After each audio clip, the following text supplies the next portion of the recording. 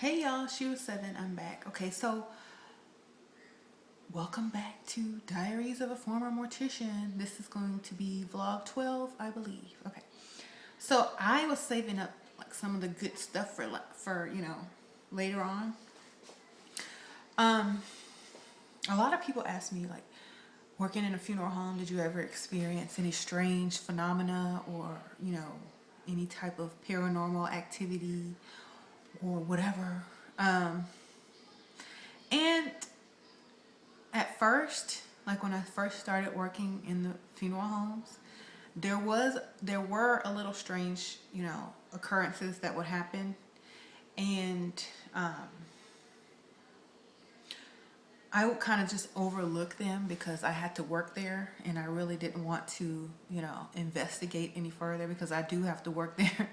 But like a lot of weird things would happen. Like, for instance, sometimes like there's a chapel inside the funeral home. It kind of looks like a church, and like that's where the funerals and wakes are held sometimes if they're not taken to their own church.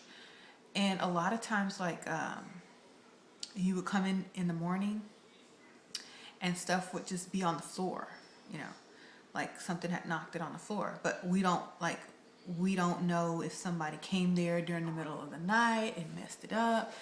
But like, as far as we know, no one did. So we just go ahead and pick it up and like, okay, maybe it was a rodent, or the air conditioner caused some papers to fly when it cut on and shit. We don't know. We just made some excuses. But yeah, sometimes there'd be like paper scattered on the floor in the chapel the next morning after we had cleaned it, vacuumed it, and straightened everything out. Okay, and another weird thing that would happen would be, okay, so there was this one funeral home that my friend, he lived there, because a lot of funeral homes have quarters where they like having a little apartment for the person to live there. Well, he lived there, and he would always say that the alarm would go on and off, and for no reason. It went by motion detector downstairs of the funeral home, and it would go off because something would be moving around down there. So he would have to get up and go turn off the alarm and go check it out. And he says there was never anything there, no animals, no cats. And this was inside the funeral home. So, ooh. So I was like, well, that's probably a ghost. And he was like, I don't know. I don't even want to think about it because I got to live here, So that was one strange occurrence. And one night, I had to stay in the funeral home, or for the graveyard shift is what we call it. One of the funeral homes I worked at was in the middle of a cemetery, and you have to stay there overnight, and they lock you in. Okay, they lock you in. They lock the cemetery gates. You're locked in the funeral home, and you're locked in there. And and it's pitch black, and you're surrounded by graves. Okay. Because there's no lights, like street lights or anything in the cemetery. It's just straight up dark. And it's like maybe like acres and acres surrounding you. So the nearest next place would be probably a mile away. Okay. And I had to spend the night in a cemetery, in a funeral home, locked in. And the reason they want you to spend the night is because if they get a call to go and pick up a body, you kind of serve as their answering service. So you would answer the calls, take down the information, and then call another funeral director that was on call with the van or the hearse. So you could sleep, but when the phone rang, you'd have to get up and take the information. So I'm laying there, I'm trying to sleep. I kept hearing all these noises. I kept hearing like, oh my God, like scratches. Like, I didn't know what that was. Okay, I kept hearing, maybe it was a tree like against the roof or something. I don't know. But first of all, to be alone, locked in a cemetery, locked in a funeral home, overnight, by yourself, is just enough in here to scare you mentally, even if you're not scared of ghosts and zombies and whatever, the paranormal. It's enough to just make you feel like first of all, you're trapped. I don't have a key to get out of the cemetery, okay? Why did they lock me in? Because, okay, first of all, in order to have a key to the cemetery gates, you have to be like a partner or like really high up in the business. I was just like a little 2-bit student worker, and they weren't gonna give me the keys to that at the time. So I was like calling all my friends, trying to stay up all night. They had a TV, but they didn't have cable, so I'm trying to watch TV all night, and then all of a sudden you just hear just like, you know how just buildings have strange noises, you just hear, you're like, what the heck was that? You get up and go walk around, and it's dark in there. I have on all the lights. I'm turning on all the lights, right? Walking around, drinking coffee. I didn't go to sleep that night, but that was the first and last time I ever volunteered to work that shift. The graveyard shift in the graveyard is not cute, okay? So all I heard was like strange noises. Nothing crazy happened. I got a few phone calls and I had to do my job, but nothing super strange. I just heard noises, and that will drive you crazy if you're alone, just to hear some. Okay, so that was it. I was like, I'm not doing that shift anymore unless I can bring my friend with me, for protection. Okay, and I'm gonna tell you this is weird. Now this is weird. Okay,